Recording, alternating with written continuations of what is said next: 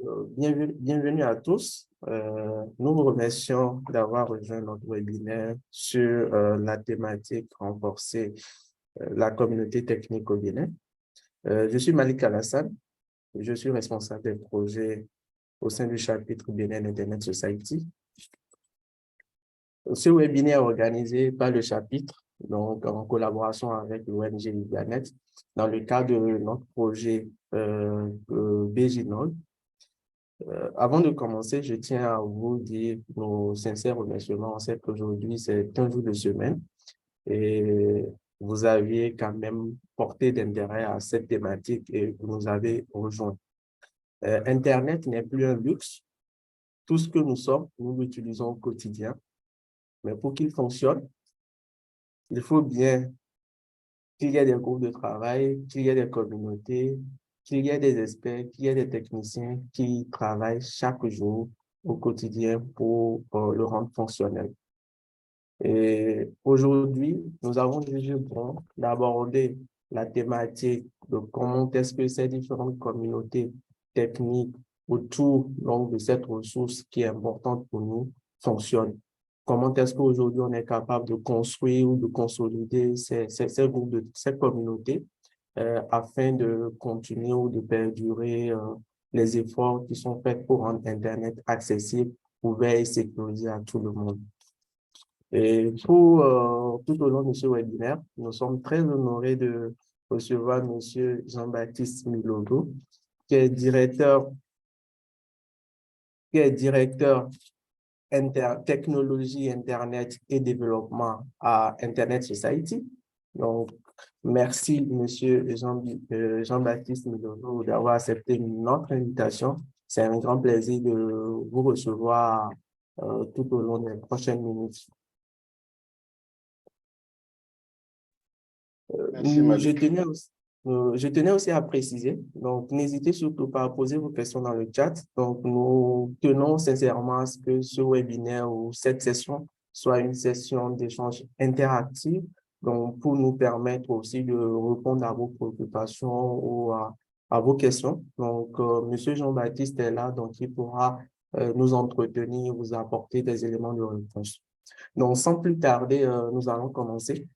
Bonjour à tous. Bonjour, Monsieur Milogo. Alors, Merci d'avoir accepté Malik, je ne notre... sais pas si c'est chez moi, mais je ne t'entends plus. et maintenant, c'est bon? Malik, c'est entrecoupé, donc je ne sais pas si c'est uniquement chez moi ou s'il y a d'autres qui te perdent de temps en temps. Bon, sinon, chez moi, ça va super bien, je l'entends bien. OK. Merci. OK. Déjà, pour commencer, nous allons laisser Malik, le micro à Monsieur Milogo de se présenter à nous et à l'ensemble des participants à cette session. merci Malik et bonjour à tout le monde. Donc, avant tout propos, je tiens à dire merci au chapitre Internet du Bénin donc, pour m'avoir associé à cette initiative donc, de relance des communautés techniques au Bénin.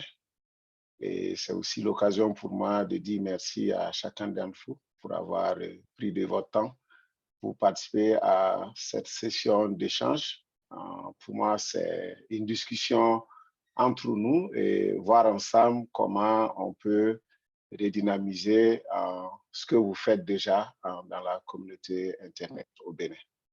Donc, comme le disait Malik, je suis Jean-Baptiste Milogo, je travaille pour Internet Society.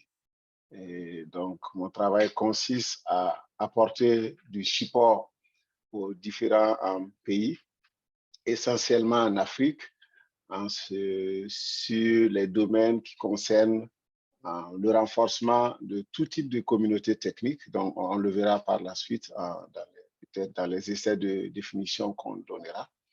Mais au-delà des communautés techniques, je travaille aussi sur le développement des parties de l'infrastructure.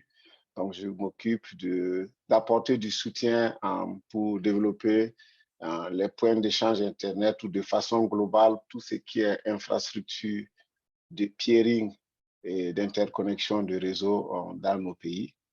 Et enfin, j'appuie aussi les initiatives qui tendent à amener de la connectivité dans les régions non connectées, donc aux populations non connectées, qui nous savons sont nombreuses dans la région ici. Donc, voilà un peu ce que je fais au quotidien actuellement. Et maintenant, et au cours de la discussion, nous pourrons donc développer les aspects qui sont plus liés à comment construire ensemble une communauté technique. Donc, Malik, pour le déroulement, donc, comme je le disais, c'est un échange, hein, donc ça va être, je pense qu'on aurait pu dire, alors, discussion sur comment renforcer la communauté technique, parce qu'il est assez prétentieux pour moi, qui ne suis pas au Bénin, de penser, je dirais, une solution magique. Donc, pour moi, c'est un échange avec vous. Et je vois aussi que dans l'audience, il y a des personnes connectées qui travaillent aussi sur ces problématiques-là et qui se reconnaîtront et qui, je pense, vont contribuer à alimenter la discussion. Donc, voilà. Donc, je vais peut-être m'arrêter là pour mettre la présentation et pour dire pour ceux qui veulent aussi, je suis basé à Ouagadougou, au Burkina, donc je suis juste à côté. Et voilà. Tout à fait, merci. Merci beaucoup, Monsieur Milogo, pour cette présentation. Je sais que vous n'êtes pas allé trop en détail pour rester dans le contexte. Mais en tout cas, c'est un grand plaisir pour nous de vous recevoir et surtout de bénéficier, comme vous aviez mentionné. C'est vraiment un partage d'expérience pour nous et aussi pour qu'on puisse aussi apprendre des différentes personnes qui sont connectées. Comme vous l'avez mentionné, la session va se dérouler en deux parties. Une première, donc ça serait des questions que quelques petites questions que j'ai préparées pour vous, pour essayer d'orienter la session. Et ensuite, il y aura la partie 2 qui seront des questions-réponses. Donc, pour l'ensemble des participants, on pourront poser leurs différentes questions, également apporter des contributions autour du sujet. Donc, c'est quelque chose que nous y tenons parce qu'on souhaiterait que cette session soit vraiment interactive et permettre à tout le monde d'apporter son point de vue autour du sujet. Donc, pour commencer, je pense que l'un des éléments qui ressortait autour de la thématique, c'était la communauté technique. On veut bien savoir qu'est-ce qu'une communauté technique et principalement, comme nous sommes dans un sujet qui porte sur Internet, c'est quoi une communauté technique autour d'Internet aujourd'hui? Monsieur Milogo. Merci Malik. Je pense tu l'as dit, c'est des petites questions, mais je crois que c'est des questions assez difficiles et complexes parce que c'est toujours difficile de chercher à définir quelque chose dans un univers qui est dynamique. Mais bon, comme il faut bien poser des garde-fous, donc je vais m'essayer par ce que nous entendons ou la définition qu'on a essayé de se faire à Internet Society pour pouvoir donc avoir un moyen d'encadrer ou de supporter les pays. Donc, pour nous, comme tu l'as dit, Internet, on ne viendra pas sur les définitions de base de réseaux interconnectés, mais ces réseaux interconnectés-là, il y a plusieurs fonctionnalités dedans. Et il va sans dire qu'à un moment donné, les acteurs qui interagissent pour que cet écosystème marche, s'organise d'une certaine manière en fonction d'un certain nombre de préoccupations ou de centres d'intérêt pour pouvoir donc, dans un pays ou dans plusieurs pays, avoir un lieu de discussion. Donc, pour nous, au départ, une communauté technique, c'est un groupe de personnes. Ces personnes-là, on partage ensemble un certain nombre d'idées et ont peut-être un background ou des connaissances qui leur permettent donc de pouvoir soit s'auto-former ensemble, soit apporter du soutien. Donc, ça peut être de la formation qu'ils essaient de se donner. Ça peut être un partage d'expérience. Ça peut être aussi un appui, je dirais, strictement technique qu'ils apportent à d'autres entités ou à d'autres initiatives. Donc, c'est d'abord un groupe de personnes avec une idée, un objectif qu'ils essaient de défendre par rapport aux différents champs d'Internet. Maintenant, ces personnes peuvent, comme on peut l'entendre aujourd'hui, et comme vous le voyez aujourd'hui, ne sont pas tous physiquement sur les mêmes sites. Donc, ces personnes, ce groupe n'est pas forcément localisé dans le même pays. Donc, ils peuvent être au Bénin, ils peuvent avoir des membres qui sont hors du Bénin, qui sont hors de l'Afrique, et voilà. Maintenant, ce qui est important de savoir, c'est que ces groupes-là sont liés à, je dirais, à des fonctions ou des domaines précis. Donc, de façon classique, ce que nous voyons généralement, nous avons, je dirais, le phénomène des NOC. Donc, NOC par Network Operator Group, donc un groupe d'opérateurs réseau. Donc, initialement, quand vous regardez ce groupe-là, faisait plus référence aux acteurs qui travaillaient, je dirais, spécifiquement, soit chez des opérateurs télécoms aujourd'hui, comme on les appelle, ou des opérateurs d'infrastructure, des personnes qui travaillaient dans l'industrie peut-être d'Internet. Donc, c'est ce groupe technique qu'on connaissait au départ, donc les NOC. Mais ce qu'il faut, ou ce qui est intéressant à dire ici, c'est que les communautés techniques ne se limitent pas seulement aux NOC. On a des entités qui s'occupent, par exemple, des CCTLD, donc les organisations qui s'occupent des noms de domaines pays, ou donc ces organisations-là peuvent aussi avoir un groupe parce qu'ils ont des discussions spécifiques qui sont liées au CCTLD. Voilà. Donc, vous pouvez avoir un groupe technique qui soit juste formé par des acteurs de CCTLD à travers l'Afrique, par exemple, comme l'AFTLD. Vous pouvez avoir aussi, comme vous le savez, nous avons dans nos pays ou de façon générale dans le monde, des réseaux qui sont spécifiquement des réseaux, je dirais, d'éducation et de recherche. Donc, ce qu'on appelle dans certains pays les REN ou les NREN ou RENATER, ça dépend de l'origine ou de votre inspiration lorsque vous étiez en train de créer le groupe technique pour supporter les infrastructures universitaires dans le pays. Donc, vous pouvez avoir un groupe technique de NRN.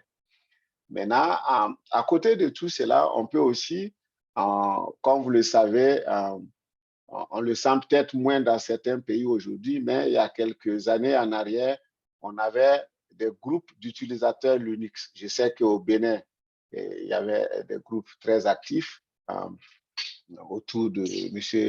Franck et puis d'autres personnes. Donc, un groupe qui s'intéresse à la problématique des logiciels libres, donc peut être aussi un groupe technique. Ce n'est pas forcément lié à l'infra, mais la partie système. Donc, vous pouvez avoir un groupe d'utilisateurs Linux.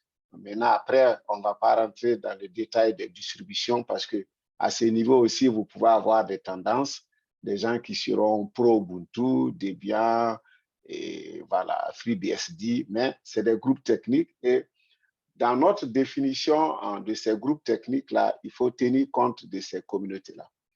Enfin, vous avez, pour terminer, et je suis sûr qu'on pourrait étendre la typologie à plusieurs sous-groupes, vous avez tout ce qui est lié à la sécurité, parce qu'aujourd'hui, avec le développement d'Internet, on sait aujourd'hui qu'il y a des entités qui mettent le focus sur le développement de tout ce qui est support sécuritaire, donc les CERT, les CICERT, donc eux aussi forment un groupe technique. Donc, pour vous dire que dans notre définition chez Internet Society, pour nous, un groupe technique, c'est un ensemble de personnes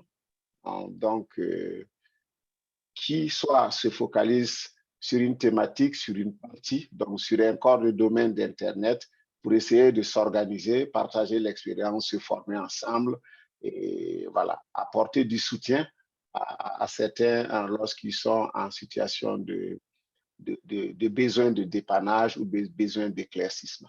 Donc, voilà un peu la définition.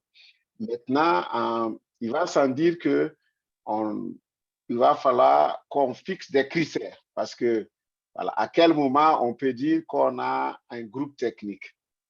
juste peut-être pour finir à ce niveau, pour nous, il est important de se dire que ces groupes-là doivent avoir au moins 3 personnes minimum, sinon 5. Parce que pourquoi nous disons cela? Quand vous allez commencer à aller au niveau de recherche de partenariat ou de financement, il faut qu'on évite peut-être de tomber dans des groupes d'amis. C'est-à-dire que Malik et moi, on s'entend, on a notre groupe, je ne sais pas, de XZ. Et puis, voilà. Il faut au moins qu'il y ait un certain nombre de niveaux. C'est comme pour ceux qui sont familiers au chapitre Internet, Internet Society, on vous demande au moins d'être 25.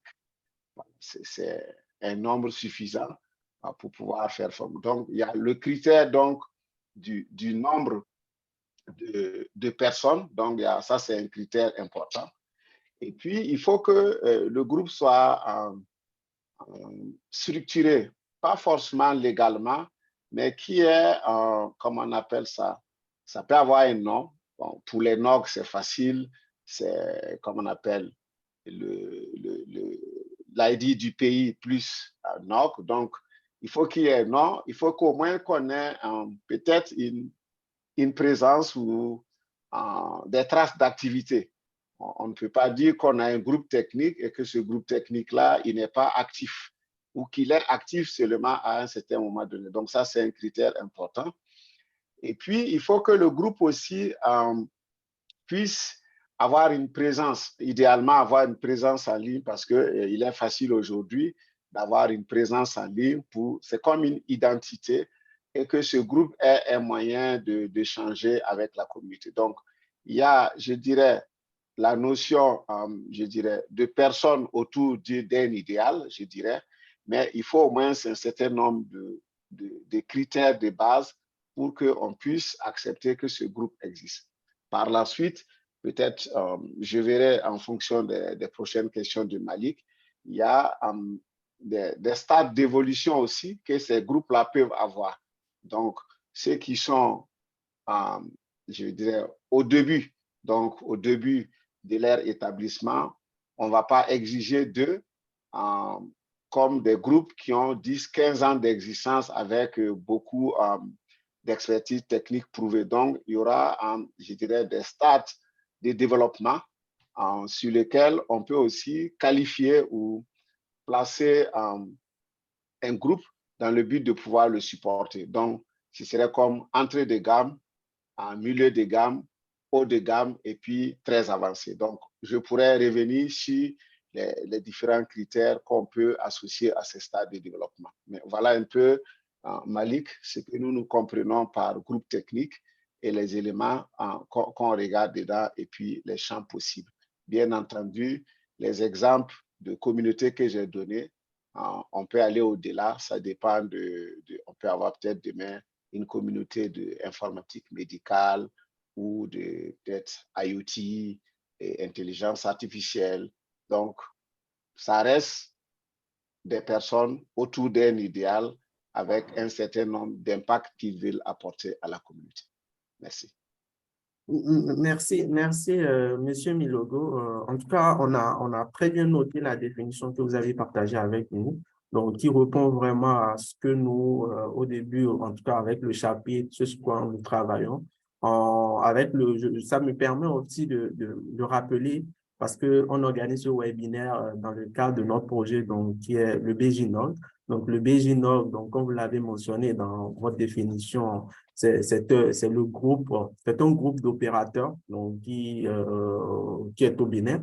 Donc, l'idéal, c'est vraiment de créer un groupe de discussion, d'échange entre ces opérateurs et faciliter les discussions, partager ou remonter des difficultés ou même partager des opportunités ensemble avec l'ensemble de cette communauté. Et aussi, lorsque vous étiez en train de définir, vous avez aussi mentionné, par exemple, des réseaux d'éducation. Au Bénin, donc pour ceux qui sont connectés, je pense que au Bénin, nous avons le RBER, donc qui est fonctionnel et qui est actif.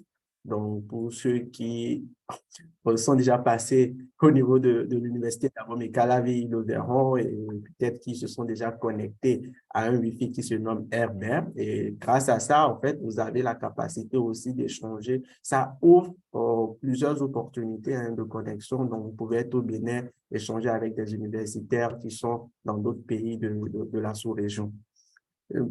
Je continuerai avec les questions en mentionnant par exemple la deuxième. Donc, on a parlé de la définition, on a parlé des critères, mais aujourd'hui, comment est-ce qu'on construit cela? Et pour aller encore plus loin, comment, après on s'est entendu sur un idéal, on s'est entendu sur des activités, comment est-ce qu'on fait pour rendre une telle communauté, souvent formelle ou informelle, assez durable dans le temps?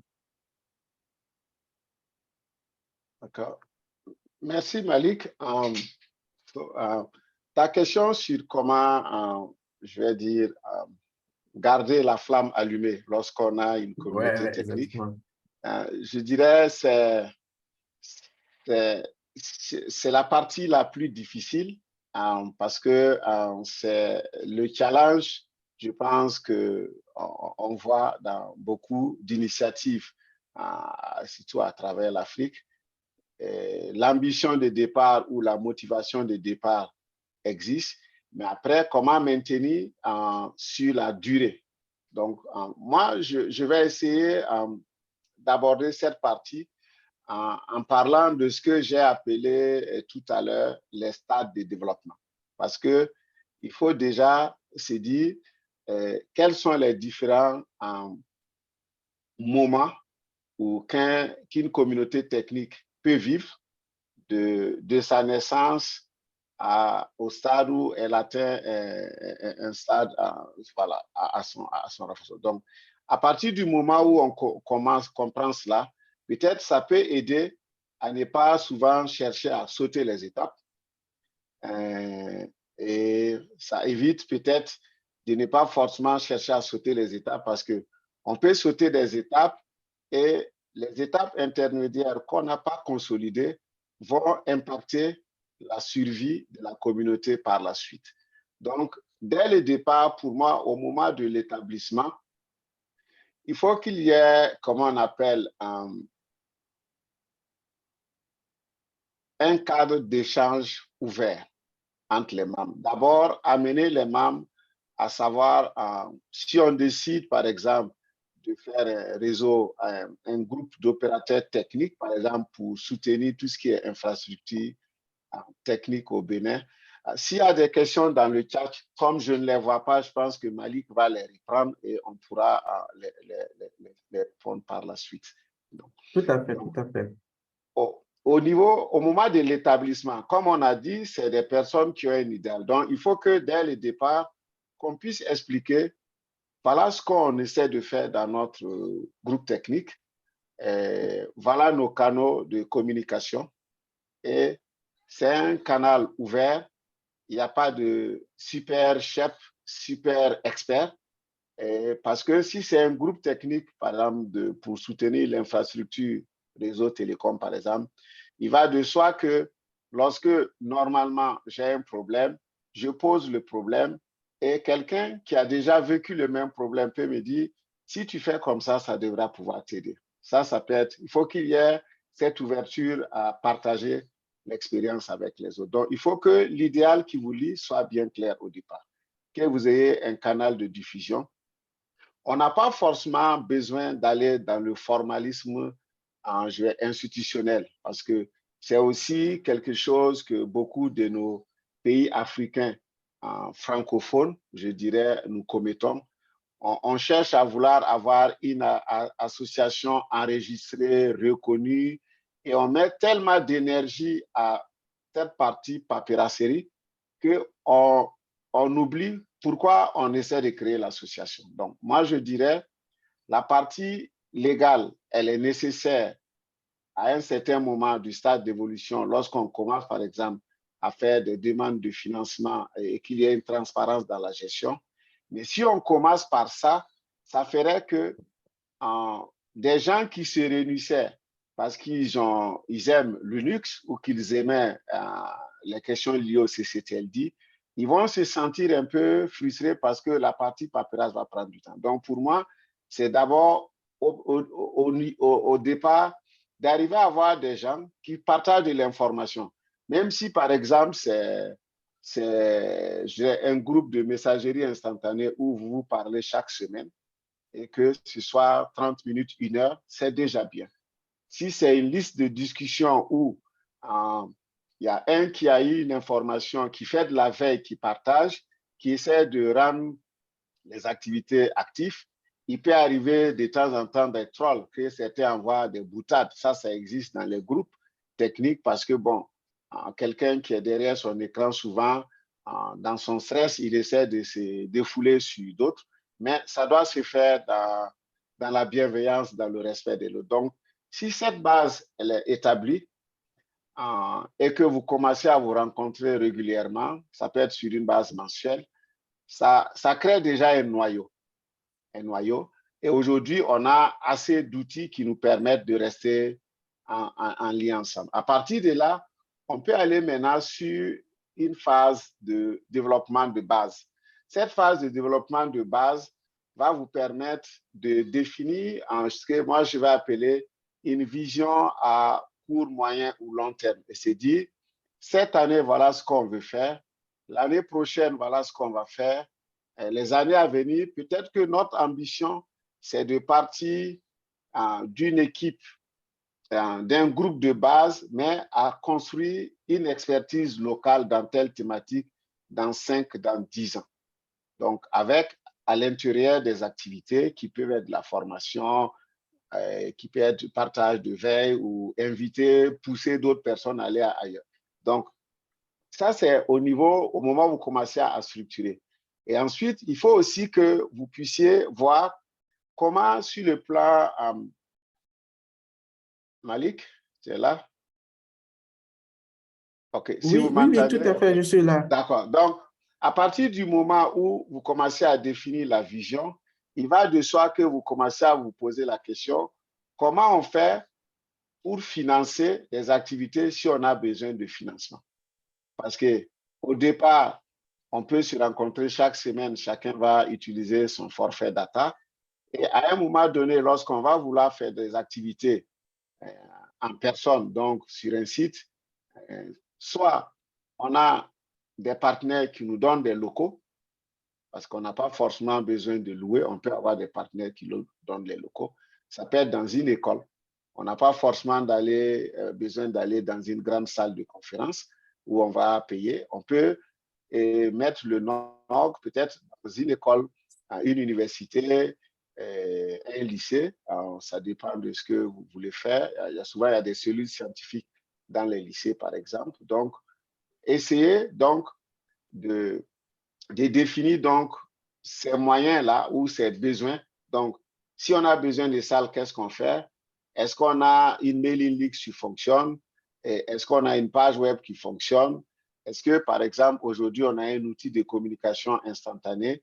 Et comment, pour l'hébergement, est-ce qu'on va chercher un partenaire local qui fait du hosting ou on va chercher un partenaire peut-être au niveau africain qui peut aider à faire du hosting? Tout en gardant à l'esprit qu'aujourd'hui, on n'a pas besoin d'aller forcément hoster. Il y a des solutions endogènes qui existent qu'on peut utiliser. Donc, il faut surtout se dire qu'est-ce qu'on fait avec les moyens qu'on a et sans pour autant rester bloqué parce qu'on est focus sur chercher des moyens que de faire de l'activité. Parce qu'en général, dans ce stade de développement-là, lorsqu'on fait quelques activités, on peut faire appel à des entreprises locales ou à des institutions publiques qui peuvent appuyer, pas forcément en numéraire, mais en support multiforme. Donc, à partir du moment où ces éléments-là existent, ça va vous permettre de commencer peut-être à penser à comment vous allez structurer davantage parce que de temps en temps, peut-être, les membres, vous pouvez donner quelques francs, ça arrive dans toutes les organisations au départ, mais à partir du moment où cette structuration est faite et que vous voulez aller à un stade que moi je dirais intermédiaire, là, vous allez commencer à peut-être avoir une existence légale, pour pouvoir peut-être recevoir des dons, à mettre de la transparence dans ce que vous faites, donner de la formation aux parties prenantes dans le pays, faire la promotion des bonnes pratiques au niveau des organisations. En gros, commencer à impacter davantage votre communauté avec des choses qui se font ailleurs, qui vont faire que vous allez commencer à tisser des relations. Parce que les organisations existent dans nos pays, mais il faut maintenant arriver à se mettre dans une logique de gagnant-gagnant avec eux. Peut-être il y a une expertise, peut-être qu'il y a des bonnes pratiques que vous pouvez leur apporter. Parce que souvent, certains acteurs ne savent pas qu'il y a des best pratiques qui existent quelque part qu'il faut appliquer. Donc, une fois que cette structuration est faite, naturellement, si ce n'est pas, vous pouvez commencer à avoir des relations avec d'autres entités de NOG ailleurs de façon plus structurée. Peut-être que de façon informelle, vous le faisiez, mais vous commencez maintenant à vous inspirer de ce qui a marché chez les autres en tant qu'événement au niveau national ou à participer à d'autres événements du même genre dans la région, voilà, pour aller regarder comment les gens font événement. Donc, pour moi, à ce niveau-là, ça va vous amener à commencer à penser à faire de gros partenariats au niveau local, régional et avoir des sponsors réguliers de vos activités. Ça dépend de comment vous allez leur vendre la chose. Et puis peut-être avoir un système de frais de membres. Parce qu'en général, lorsque votre organisation est bien structurée et que vous pouvez offrir quelque chose aux membres, en contrepartie, les membres peuvent être amenés à vous offrir quelque chose. Mais quand ils voient que, bon, il ne peut pas gagner quelque chose, je dirais, il n'a rien en retour, je dirais. Donc, ça peut le restreindre. Et l'autre chose aussi qu'il faut penser dans le cadre du développement, c'est de se dire qu'il faut qu'on accepte d'avoir une attitude du volontariat communautaire dans nos pays. Je peux avoir mon emploi, mais quelle partie de mon temps, quel pourcentage de mon temps j'accepte mettre dans du volontariat, comme quand je vais jouer, pour ceux qui jouent au football, moi, je ne suis pas un footballeur, mais il y a des gens qui ont du temps chaque semaine pour jouer au football. Il y a des gens qui ont du temps chaque semaine pour voir leurs amis.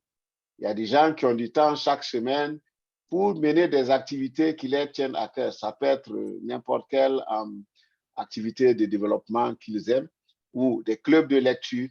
Mais maintenant, de la même manière, est-ce que je peux penser que pour développer la communauté technique dans mon pays, je dois aussi mettre un peu de mon temps comme ça au profit de la communauté. C'est la même chose. C'est comme, il y a quelqu'un qui me dit que oui, il n'a jamais le temps. En général, je m'amuse à dire, on a tous le temps tout au moins 2 fois par jour, à l'heure où nous mangeons. Donc, si quelqu'un vous dit qu'il n'a pas le temps, assurez-vous de savoir à quel moment il mange et assurez-vous d'être en ce moment avec lui. Il pourra vous écouter. Donc, si par exemple, vous n'avez pas le temps, essayez d'avoir des moments où vous mangez ensemble et parler technique, parler de votre discussion. En ce moment, aucun de vous ne verra que c'est du temps supplémentaire qu'il prend, puisque ça fait partie de quelque chose qui est déjà programmé. Donc, pour moi, c'est des astuces comme ça peuvent vous amener à pouvoir être ensemble, à pouvoir continuer les discussions, à pouvoir vous donner des idées. Et puis, ça fera qu'en général, comme vous verrez, la plupart des grosses communautés techniques dans le monde, c'est des gens qui se voient quasiment 2-3 fois l'année. Pourquoi ils se voient 2-3 fois l'année? C'est pour cultiver, pour nourrir davantage ce lien social-là entre eux, qui fait qu'ils sont plus ouverts à se donner des coups de main. Donc, pour moi, au-delà des différents stades de base intermédiaire où il faut qu'à un moment donné, pour maintenir la communauté, qu'il y ait des liens qui vous créent entre vous et que ces liens-là vous permettent d'avoir en tête que vous avez à donner à votre communauté une partie de votre temps, comme vous le faites pour le football, comme vous le faites pour peut-être une partie de détente en forêt pour ceux qui aiment marcher. Voilà. Ça vous prendra 30 minutes et je suis sûr que si dans la communauté que vous voulez développer, vous arrivez, je dirais, à consacrer 30 minutes, pas plus, par jour à cette communauté et vous verrez que vous allez aller de l'avant. Je sais qu'il y a des initiatives au Bénin dans beaucoup de communautés, mais essayez juste de consacrer 30 minutes par jour, si c'est possible. Vous verrez à un moment donné que c'est peut-être un peu trop. Voilà. Si vous faites 30 minutes par jour, je pense que d'ici l'année prochaine, si on doit faire le bilan, vous serez les champions. Vous êtes déjà des champions dans beaucoup de secteurs dans la région, mais je suis sûr que si vous voulez, par exemple, développer BJNOG et que chacun ici, et je reconnais beaucoup d'entre vous dans la session, si vous consacrez 30 minutes par jour, d'ici un an, je suis sûr que BJNOG sera à un autre niveau et je suis sûr que toutes les communautés techniques dans lesquelles vous militez seront à un autre niveau. Donc, pour moi, il y a ce volontariat communautaire-là qu'on peut tous faire parce que nous le faisons d'une certaine manière ailleurs. Voilà. Donc, je vais peut-être m'arrêter là. C'est peut-être la partie la plus difficile du maintien des communautés parce qu'il faut arriver à maintenir cette passion-là de pourquoi je suis prêt à toujours parler de Linux, je suis prêt à toujours parler de DNS, je suis prêt à toujours parler de sécurité Internet. Pourquoi je suis toujours prêt à parler de gouvernance Internet? C'est parce que chacun de vous a quelque chose qui lui plaît et qu'il pense qu'on doit faire plus pour l'ensemble et que ça va contribuer au développement. Voilà un peu ce que je peux dire. J'ai été un peu long, peut-être il y a des parties qui ne sont pas assez bien précisées. Donc, je te remets la parole et surtout, comme on dit souvent chez nous, la bouche qui parle doit avoir pitié des oreilles qui écoutent. Donc, il faut qu'à un moment donné, tu puisses t'arranger à donner une de tes questions à ceux qui sont dans la salle pour que vous posez la question et que ce ne soit pas un monologue entre toi et moi. Merci. Oui, tout à fait. Merci, Monsieur Milogo, tout à fait. Donc, vous allez même constater, je pense que pendant la session, il y a Monsieur Hugo Mathias qui nous a rejoint, donc, qui est le président d'Igbanet. Comme je l'ai mentionné au tout début, ce webinaire organisé donc, en collaboration avec l'ONG Igbanet, donc, qui pilote le BJNOG depuis plusieurs années. Donc, je pense que j'ai vu une question dans le chat. Le BJNOG, ce n'est pas une nouvelle création. C'est vraiment une communauté qui existait depuis plusieurs années. Donc, l'objectif du chapitre avec l'ONG Igbanet, c'est vraiment de relancer.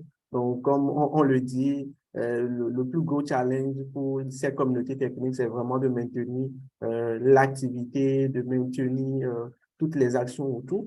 Donc, à un moment donné, on s'est rendu compte que cette communauté manquait un tout petit peu de dynamique. Donc, on a voulu juste l'essouffler un tout petit peu. Donc, je pense qu'il y a déjà beaucoup d'initiatives, d'actions qui sont en train d'être menées dans ce sens, y compris ce webinaire donc, qu'on organise donc, pour essayer d'amener l'ensemble de nos membres de notre communauté à mieux comprendre c'est quoi une communauté Internet, comment est-ce qu'ils peuvent y contribuer également. Donc, avant peut-être de revenir sur une autre question avec M. Milogo, je laisserai la parole à M. Hugo. Donc, si il pourrait activer son micro. Donc, pour très rapidement nous parler un tout petit peu, je pense que c'est, désolé du thème, mais c'est l'un de nos mentors, de nos amis au sein de l'écosystème. Donc, il sait très bien de quoi nous parlons. Il sait les difficultés que rencontrent ces communautés techniques et aussi en tant que lead autour du BJNOG, donc il comprend parfaitement. Donc, s'il pourrait rapidement nous présenter le BJNOG, son historique, les différentes actions qui ont été faites et maintenant partager comment est-ce que l'ensemble des membres qui sont connectés aujourd'hui peuvent continuer par y contribuer. Oui, bonjour à tous. Malika, Mathias ne pourra pas parler. Ok, super, ouais, vas-y Harold. Harold aussi, en tant que champion d'Internet, donc je pense que c'est tout à fait légitime que tu puisses parler en représentant monsieur Mungo Mathias. Merci beaucoup, Malika. Alors, pour ceux qui me connaissent déjà, je suis Harold Adjaro. Je suis l'ancien président du chapitre Bénin de l'Internet Society. Et au niveau de l'association Igbanet, dont je suis un des membres fondateurs, je m'occupe de tout ce qui est exécutif aujourd'hui. Alors, le BJNOG, comme Malik le disait, ce n'est pas une initiative toute nouvelle. Ça a été initié depuis 2015 avec un certain nombre d'associations et de fournisseurs d'accès à Internet.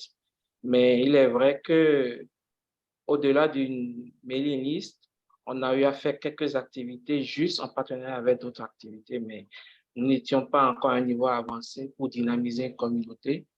Et c'est le but de remercier déjà Internet Society pour ce projet innovant et surtout de parler de l'essentiel de ce que nous sommes en train de faire.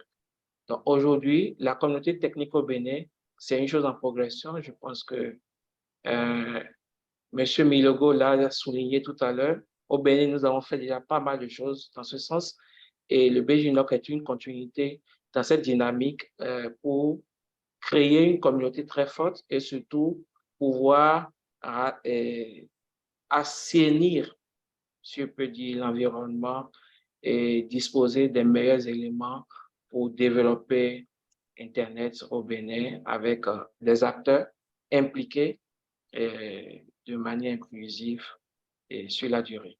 Voilà. C'est ce que je peux dire en placement au président Mathias Ngbo. Comme Malik a dit, c'est notre mentor à tous. Il nous a tous aiguillonnés dans le secteur. Voilà. Merci. Merci beaucoup, Harold. Merci pour ces mots autour du BJNOG. Merci aussi pour tes différentes contributions pour sa relance. Je sais à combien de temps tu as pu dédier pour qu'on puisse mener certaines actions autour du sujet.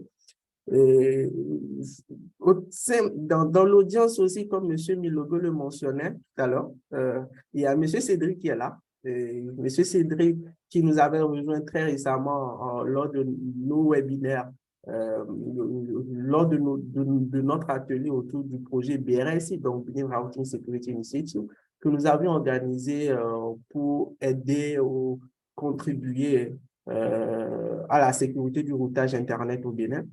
Et M. Cédric travaille à Freenip, donc nous serons très heureux également d'avoir son avis par rapport à ces différentes communautés techniques, surtout avec son rôle de stakeholder engagement à Freenip, comment est-ce que ces différentes communautés techniques peuvent être mieux maintenues et s'engager fortement pour mieux contribuer autour de cette thématique importante d'Internet.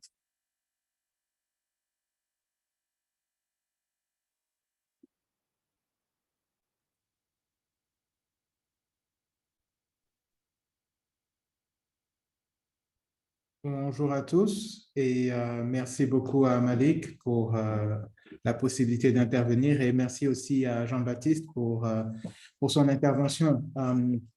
Je suis toujours heureux, en fait, pour moi, c'est toujours un plaisir de pouvoir parler des NOG et de soutenir les communautés techniques et d'ailleurs avec Jean-Baptiste, nous en soutenons plusieurs.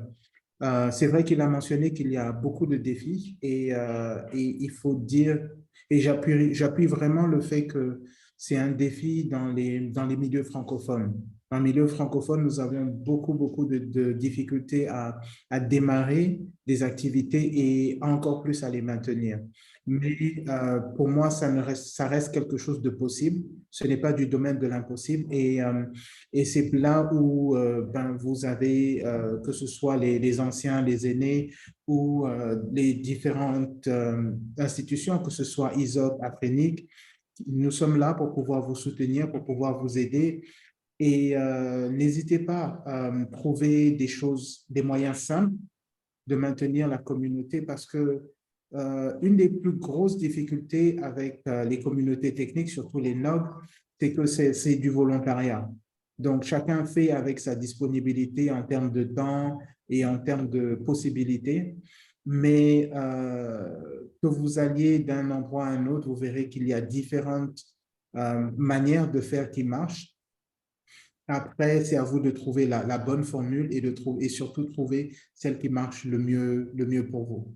Je pense qu'il y avait un point que Jean-Baptiste avait soulevé concernant l'hébergement. Pour la partie hébergement, si vous avez des difficultés à trouver, vous pouvez toujours contacter Afrinic et nous nous ferons un plaisir de vous fournir une machine virtuelle pour cela. Voilà. Merci beaucoup et je vous rends la parole. Merci beaucoup, M. Cédric. Je pense que votre dernière phrase est très, très appréciée. En tout cas, merci pour cette Merci beaucoup. information. Merci pour cette information. Je pense que nous aussi, nous en avons besoin autour des différentes activités et même sur les différents projets sur lesquels nous travaillons, de bénéficier aussi d'héberger nos contenus directement sur la région africaine. C'est quelque chose de super, super intéressant. Et, Monsieur Milogo, je pense qu'il y a une dernière question. J'ai bien envie qu'on aborde cette question avant d'ouvrir la session de questions-réponses avec l'ensemble des participants. Ça permettrait peut-être à tous les participants d'avoir une vue assez globale. La dernière question, il s'agit de comment est-ce qu'aujourd'hui, à travers ces différentes communautés techniques, on peut aller au-delà. On parle aujourd'hui pas mal il y a de nouveaux sujets tels que les nouvelles technologies émergentes, telles que l'IA, telles que la blockchain. Il y a pas mal de nouveaux sujets comme ça qui entrent. Et est-ce qu'à travers ces communautés techniques donc, que nous mettons en local hein, dans nos différentes communautés, nous pouvons aller au-delà de cela. Et aussi, s'il y a possibilité de nous parler d'un petit peu de l'IETF. Donc, l'IETF qui est un groupe technique, donc qui s'occupe de tout ce qui est protocole Internet. Je pense que c'est aussi quelque chose de super intéressant d'introduire, même s'il il faudrait peut-être pas aller trop en détail. Merci Malik. Ma compréhension de cette question, c'est d'abord, aujourd'hui, on a beaucoup, l'Internet évolue et il y a des domaines que je dirais qui se précisent de façon pointue parce que dans l'absolu, c'est des domaines qui étaient peut-être là, mais qui n'étaient pas à un niveau de raffinement comme on le voit aujourd'hui. Si tu prends l'IA, par exemple, c'est des choses connues, mais pas aussi pointues comme aujourd'hui. Ce que moi, peut-être je dirais ici, comme vous le savez, dans beaucoup de pays, il y a beaucoup de hubs d'innovation aujourd'hui. Il y a des hubs d'innovation où on soutient les startups, on expérience, on parle de nouvelles idées. C'est peut-être une évolution de ce qu'étaient les communautés techniques dans l'ancien système. Pas totalement, mais c'est des lieux où les gens se rencontrent aujourd'hui. Ils parlent IA, ils parlent, je sais pas, data, ça dépend. Donc, il y a plein d'innovations qui sont discutées. Pour moi, ces lieux-là sont déjà des foyers de communautés techniques. Maintenant, dépendant, puisque c'est des lieux où les gens partagent les idées, c'est comme si vous faites des conférences comme les conférences textes, genre une conférence sur l'innovation technologique où les gens viennent développer des idées. Pour moi, on peut partir de ces hubs d'innovation-là, et je sais qu'il y en a au Bénin comme dans tous nos pays, comme étant des zones où il y a un groupement de passionnés, et puis de voir est-ce qu'ils sont à un niveau critique pour être une communauté à part ou bien ils peuvent apporter un appui à une communauté existante. Ça voudrait dire déjà que les communautés techniques comme le BJNOC peut pouvoir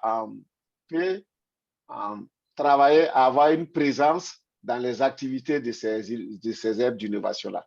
Parce que vos futurs membres viendront de ces communautés et des nouvelles idées, des nouvelles façons de faire viendront de ce que font ces communautés-là. Donc, c'est déjà pour moi quelque chose qu'on peut faire.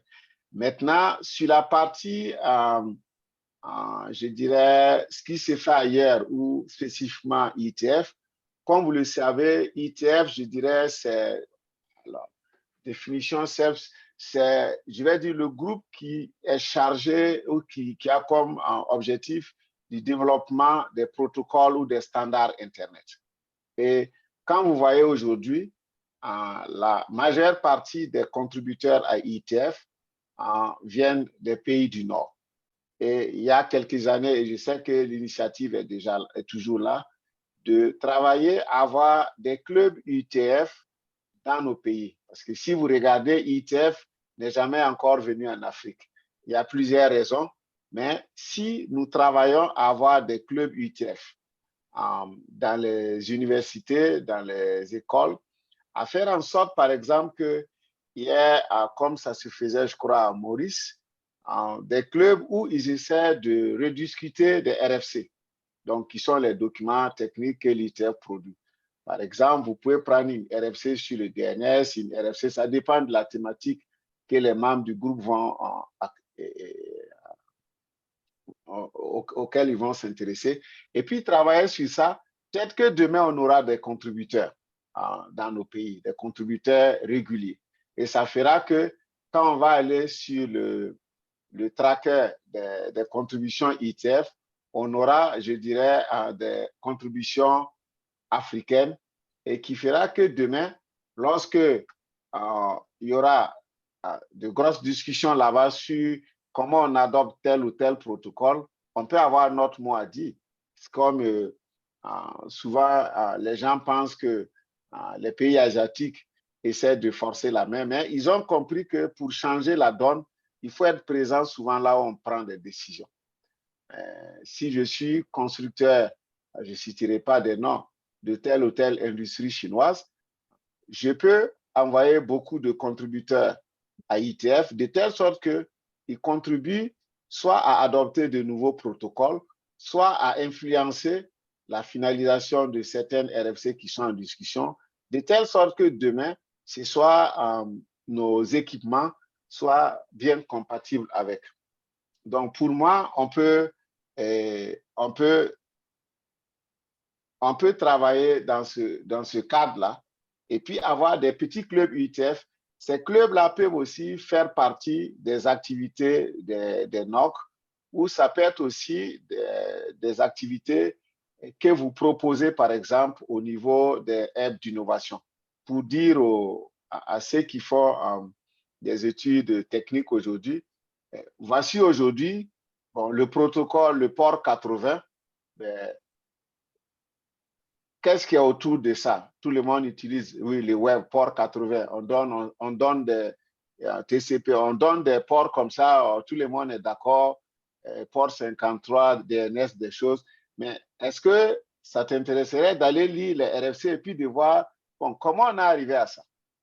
Donc, je pense que c'est quelque chose qui va, comment je vais dire, qui va vous donner une idée d'autres pans. Peut-être que demain, vous aurez un groupe technique, un RFC, groupe Bénin, qui pourra travailler un peu comme ce que l'équipe, il y a une équipe à l'île Maurice qui avait bien travaillé et qui sont assez actifs.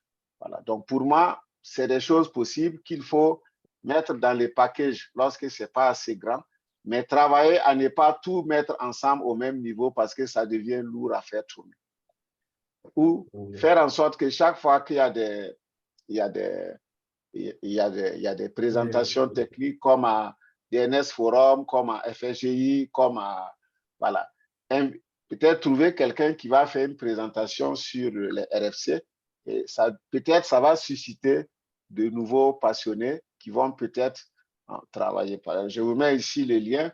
Vous allez voir les RFC par entité et je pense que vous pouvez faire le tri par pays et ça vous donnera une idée de qui sont les plus gros contributeurs.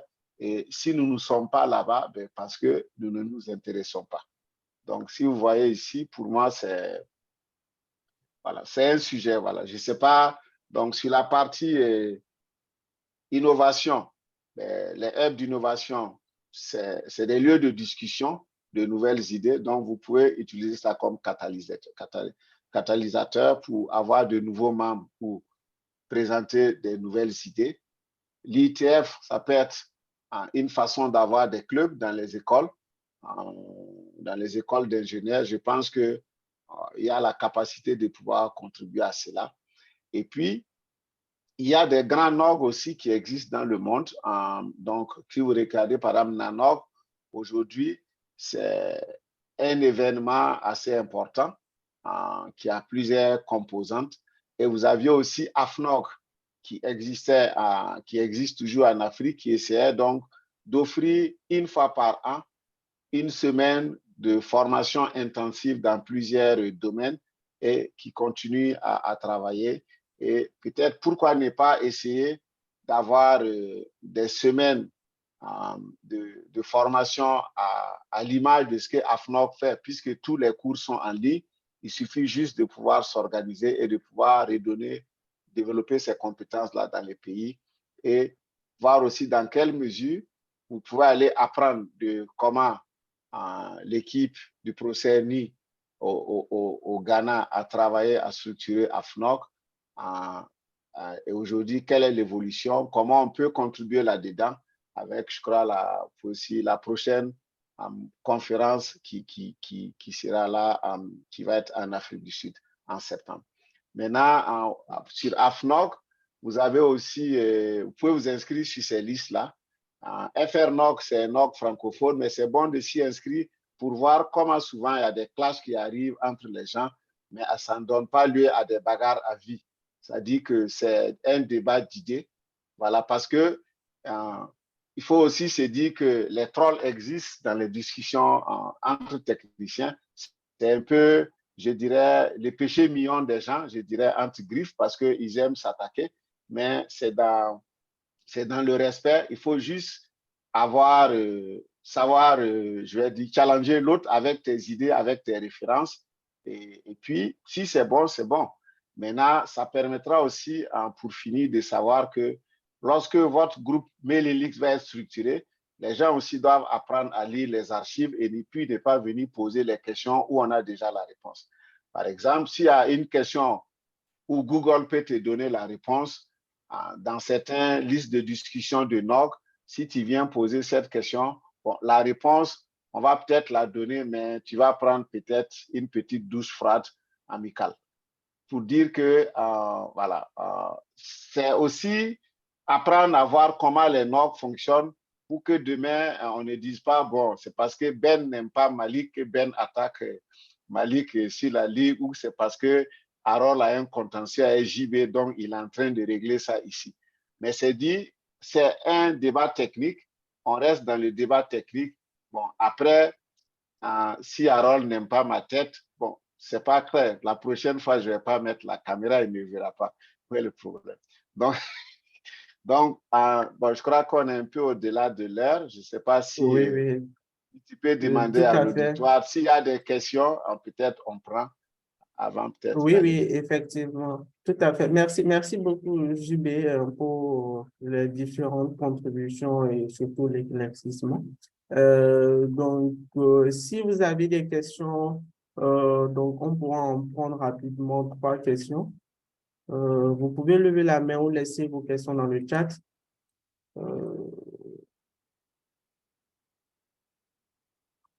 J'ai mis aussi, en attendant, Malik, j'ai mis le lien Wikipédia où les uns et les autres peuvent voir la liste des différents NOC à travers le monde. Ça donne une idée de... Et puis, c'est aussi l'occasion de voir des grands NOC, de s'inscrire sur les mailing lists et puis de se mettre en mode écoute et puis voir de quoi ils parlent. Ça peut nous inspirer sur qu'est-ce qu'on doit faire chez nous et comment ils font, voilà, un peu ça. Merci. Ok, super. Merci beaucoup, JB, pour les liens et merci également à M. Cédric pour pour les liens également. Donc, je ne sais pas. Rachad, tu pourrais m'aider. Je ne sais pas s'il y a des mains levées. Donc, pour l'instant, il n'y en a pas. Donc, Oui, pas pour le moment. ok, super. Donc, Rachad, tu pourrais garder rapidement le micro. Donc, en quelques mots, est-ce que tu pourrais présenter le chapitre Benin Internet Society et dire ce que nous faisons et quelques mots et avant qu'on ne puisse clore la session. Ok, merci Malik déjà pour la parole. Moi, c'est Rachad Sanoussi, ingénieur télécom et secrétaire général du chapitre d'ISOC Bénin. Bon, quand nous parlons d'ISOC Bénin, c'est une représentation de Internet Society Global, c'est-à-dire ISOC. Et ce que nous faisons, c'est beaucoup de protéger et de développer Internet au Bénin. Et pour arriver à cette mission, nous menons plusieurs activités en le faisant avec les membres. Et c'est dans ce cadre qu'on a actuellement ce webinaire. Donc, on a aussi plusieurs activités de formation, comme les Member Force, et aussi des activités de campagne et autres. Bon, c'est ce que je peux dire. Et pour nous rejoindre, c'est simple, hein. Il faut d'abord rejoindre ISOC Global, après rejoindre ISOC Bénin et nous suivre sur nos canaux. Bon, je vais peut-être partager un lien dans le chat pour ceux qui aimeraient rejoindre le chapitre, pour qu'ils puissent nous rejoindre aussi. Bon, c'est un peu ce que je peux dire rapidement. Merci Malik. Ok, merci Rachad et merci également de partager le lien dans le chat pour ceux qui veulent nous rejoindre. Donc, le processus est très bien expliqué sur la page, donc n'hésitez surtout pas à faire un tour. Et je pense que nous avons également la présence de M. Yazid Akanro, donc, qui nous a rejoint sur cette session. Donc, merci beaucoup Yazid pour ta présence. Donc, juste présent, nous n'avons toujours pas de questions. Donc, on sous-entend que Monsieur Milogo a répondu à l'ensemble de nos questions, de nos préoccupations. Donc, je lui laisserai la parole pour laisser son mot de fin. Je pense qu'il y a Yazid qui a la main levée. Ah, ok, désolé. Oui, Yazid, vous pouvez activer votre micro, s'il vous plaît. Bonjour à toutes et à tous. Bon, je suis arrivé vers la fin. Mes excuses, j'avais une autre session. Mais moi, la question que j'ai, c'est comment on fait pour aller de l'avant dans la structuration du NOC du Bénin? Est-ce que les réflexions sont assez avancées et est-ce que surtout, en fait, je veux dire, il y a des volontaires pour porter cette initiative? J'ai vu tout à l'heure que Cédric a mentionné, par exemple, le SDNOG, non seulement un des plus anciens, mais c'est l'un des plus actifs, malgré leur ancienneté. Je sais qu'il y a eu beaucoup d'initiatives au Bénin. De plus en plus, c'est l'impression que j'ai. On commence par peut-être se fatiguer un peu. D'où la question par rapport au NOG. Qu'est-ce qui est fait et comment est-ce qu'il y a une feuille de route pour que très bientôt, on puisse avoir un NOG plus structuré, mais aussi plus présent. C'est surtout ça. Merci beaucoup. En termes d'activité, bien sûr. Merci. Ok, merci beaucoup, Monsieur Yazid. Et je vais me prêter à l'exercice d'apporter quelques éléments d'explication par rapport à ça et après laisser la parole à Harold ou à Mathias si possible. Et après, Monsieur Jean-Baptiste pourrait apporter des explications. Donc, concernant le BGNOC, tout à fait, l'objectif principalement autour du projet, c'était vraiment de relancer les activités du BGNOC parce que pendant longtemps, on s'est rendu compte qu'il est resté inactif. Donc, c'était assez en tout cas assez important pour l'écosystème de le relancer à travers plusieurs activités.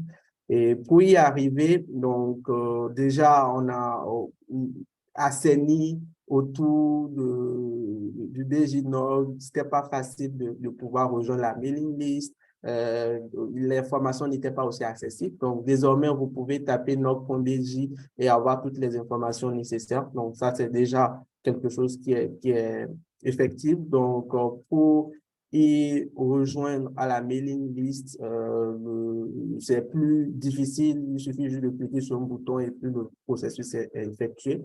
Ensuite, il y a également des activités qui sont prévues, y compris ce webinaire. Il y aura des formations à l'image du SD du Nord soudanais, donc pour pouvoir également aider notre communauté locale de monter en compétence sur certains sujets, principalement sur les thématiques liées aux technologies d'Internet.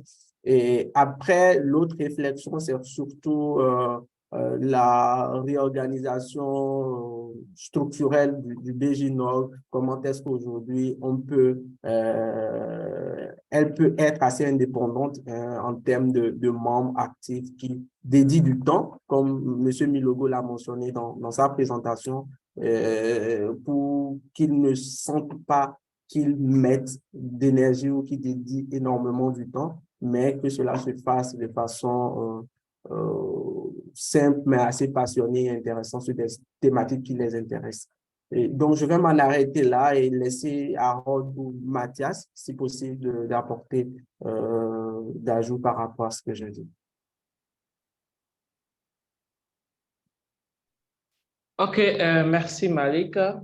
Alors, déjà pour continuer avec ce que tu viens de dire, nous allons aussi travailler avec tous les acteurs du secteur, principalement les fournisseurs d'accès à Internet, les opérateurs réseaux télécoms et également toute structure qui utilise Internet, donc qui dispose d'un certain nombre d'acteurs importants, des informaticiens, des ingénieurs réseaux télécoms, pour asseoir une communauté beaucoup plus sûre et plus stable. Donc, c'est le but, justement, de continuer les activités, faire des programmes de formation sur la durée, entretenir les partenariats pour dynamiser le BJ Nord, donc pour provisionner avec des ressources techniques, informationnelles et le site Internet. Je crois que tu as parlé aussi des ressources techniques.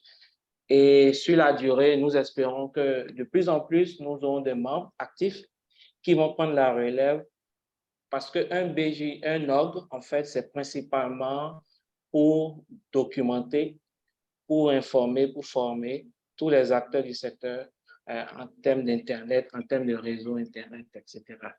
Donc, c'est le but. On a un plan d'action qui va être partagé sur le site nord.bj et qui sera disponible également pour tous ceux qui vont demander et tous ceux qui veulent contribuer, bien sûr, pour son amélioration. Merci. Merci Harold pour ta contribution. Et donc, je pense que, je ne sais pas si Yazid, j'espère que nous avions pu donner d'éléments de réponse à ta question.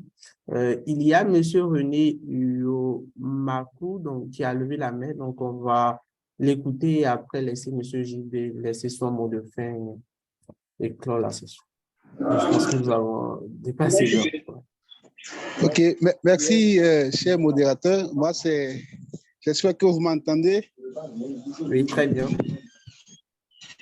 OK, merci beaucoup. Moi, c'est René Yomakou. Je représente l'Association des jeunes leaders du Bénin. Je suis le coordonnateur national. Quand nous avions eu l'information, bon, nous avions voulu quand même en savoir davantage parce que ça porte sur un sujet important pour la jeunesse béninoise et pour ne pas dire la jeunesse africaine.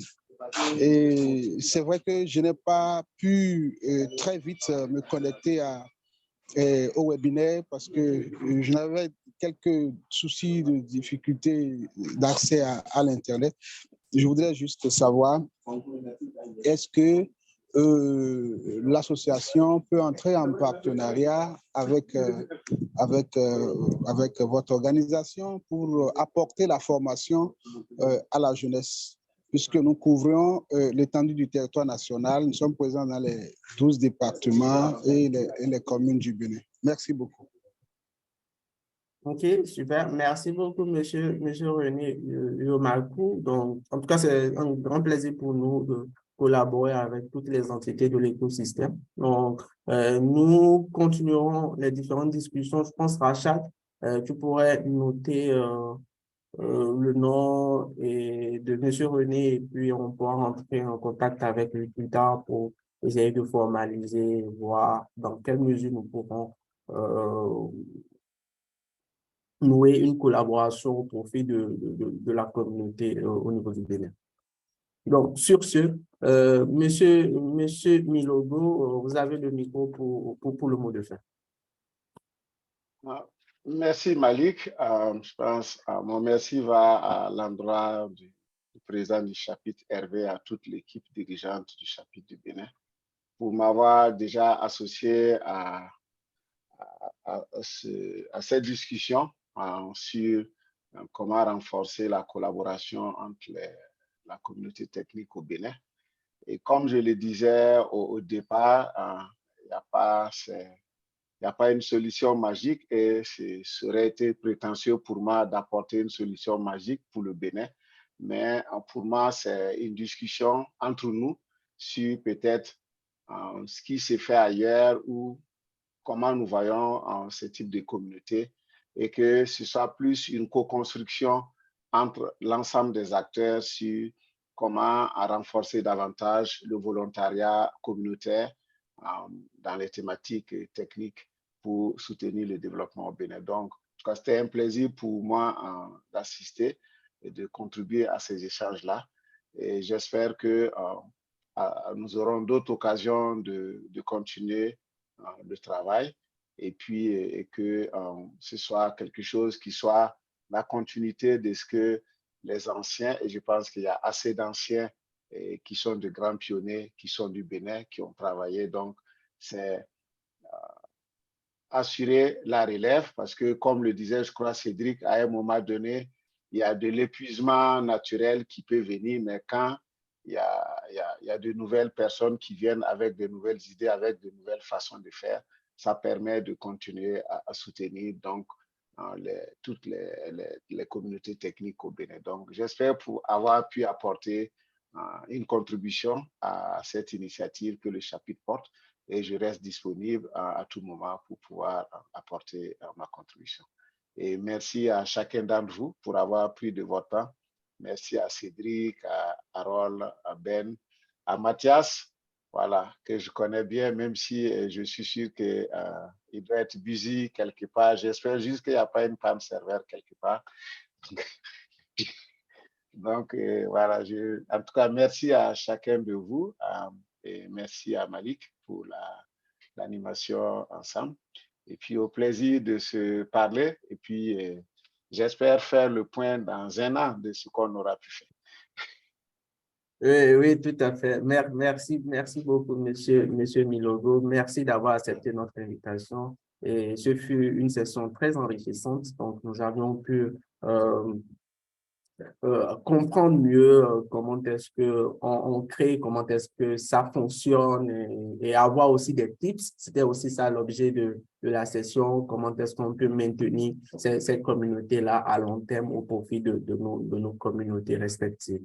Donc, merci à tous les participants. Je rappelle que vous pouvez faire un tour sur le site nord.bj et souscrire à la mailing list.